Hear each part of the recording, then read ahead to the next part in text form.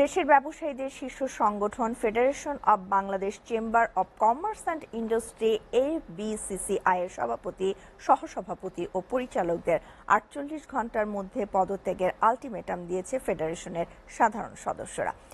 এই সময়ের মধ্যে তারা পদত্যাগ না করলে পর্ষদ ভেঙে দিয়ে প্রশাসক নিয়োগ করতে অন্তর্বর্তী সরকারের প্রধান উপদেষ্টার প্রতি আহ্বান জানান তারা। সকালে রাজধানীর মতিঝিলে FBCCI এর কার্যালয়ের সামনে মানববন্ধনে এই দাবি জানান ব্যবসায়ীরা।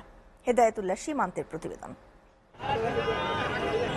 স্বৈরশাসকের দোসর FBCCI এর পরিচালনা পর্ষদের পদত্যাগ ও সংস্কার দাবিতে রাজধানীর মতিঝিল কার্যালয়ের সামনে মানববন্ধন করেছে FBCCI এর সাধারণ সদস্যরা।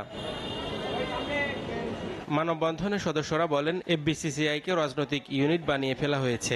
নেতারা সরকারকে খুশি করতে 15 টাকার গ্যাসের ইউনিট 30 টাকা করার কথা বলেন। সেই কারণে শিল্প কারখানা রুগ্ন হয়ে পড়েছে। ব্যবসায়ীদের ক্ষতি করেছে, ব্যবসায়ীদেরকে বিভিন্নভাবে তাদেরকে ক্ষতিগ্রস্ত করেছে এবং দেশের জাতির ক্ষতিগ্রস্ত করেছে, এবং যারা FBCর সাথে স্বৈরাচার সরকারের কমিটি রয়েছে সকল কমিটির নেতৃবৃন্দকে গ্রেপ্তার করে বিচার আওতা নেওয়ার জন্য আমরা আজকে এখানে দাঁড়াইছি। এই স্বৈরাচারী কুশীলবের সাথে যারা সম্পৃক্ত ছিল তারা আজকে FBCCI কে এখনো আঁকড়ে ধরে রেখেছে। কারণ লেজুর ভিত্তিটা না, আমরা চাই এটা সাধারণ সদস্যদের FBCCI হবে, যেখানে ব্যবসায়ীদের স্বার্থ সংশ্লিষ্ট বিষয়গুলো সমুন্নত থাকবে। FBCCI তে প্রেসিডেন্ট এবং বেশ কিছু পরিচালক যারা বিনা নির্বাচনে নির্বাচিত হয়ে আসতেছে, শুধুমাত্র 4 ভাগের 1 ভাগ নির্বাচন করা হয়, বাকি 3 ভাগই বিনা নির্বাচনে করা হয়। নির্ধারিত যারা দলীয়করণ করে তাদেরকে নির্বাচন করে, আমরা এটা বাতিল চাই। বিভিন্ন সময়ে বিভিন্ন সেক্টরে ট্যাক্স এবং ব্যাটের যন্ত্রণায় অনেক ব্যবসায়ী দিশেহারা। FBCCI এর বর্তমান পর্ষদকে 48 ঘন্টার মধ্যে পদত্যাগের আলটিমেটাম দেন তারা।